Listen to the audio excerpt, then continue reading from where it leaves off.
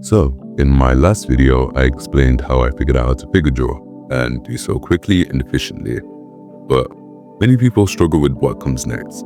So, in this video, I'll be explaining how to evolve from your figure drawings into real drawing. So, if you didn't see my last video, the quick summary is this. With figure drawing, there are 4 stages: gesture, deviation, combination, and speed. And combining these will help you to figure draw faster. But now let's get to the purpose of this video, and that is what comes after. When you have a base understanding of figure drawing, you can start to think in 3D and use the methods in the last video, but in more detail and using the reference of a real human body. So instead of using rectangles, let's start using cubes and cuboids.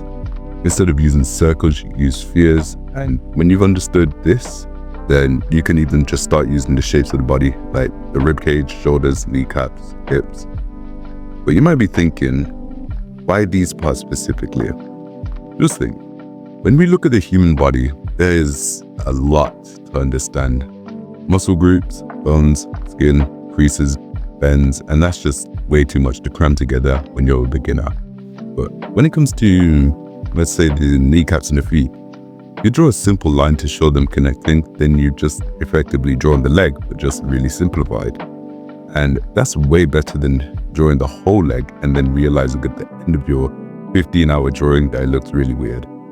Ideally, when you draw, you want to catch as many mistakes as possible during the sketching phase and not later into the drawing when you can't fix them, or it will take hours to fix it. So now, let's try practicing these individual parts rotating, shrinking, or increasing in size. The chest, hips, knees, feet, elbows, and hands. Pretty much like drawing an endoskeleton, because there are all these parts that determine how a body moves.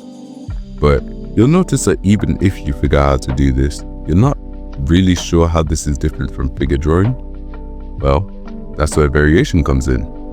Try to take into perspective what you're drawing, which comes both relatively easier and harder when you start drawing in 3D. You may wonder why it would be both easier and harder and how that doesn't really make sense, but it's simple. It's easier because now that you're drawing in 3D, you can more accurately portray perspective.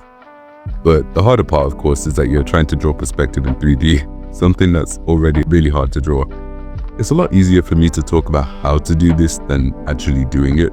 I myself am still just struggling with the first step, as you can see, but that's what these videos are about. To help people figure out how to get past that and what I struggle with.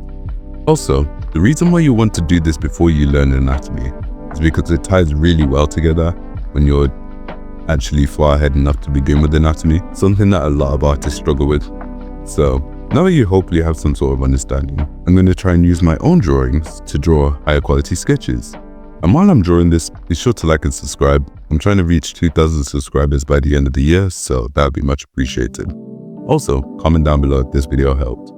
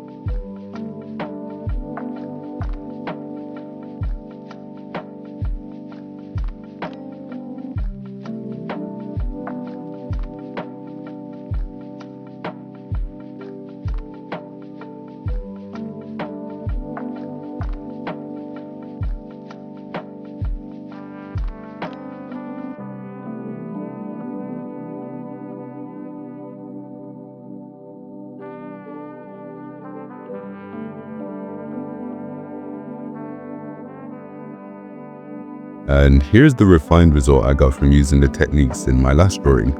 Now, as of recording this script, I haven't actually started drawing yet, so yeah, that drawing is really good. You should definitely like the video, especially for the thing I did here with all this stuff and things. Yeah, that's my favorite part. You can unsubscribe. I hope you enjoyed this video. That's all. Love you and have an amazing day.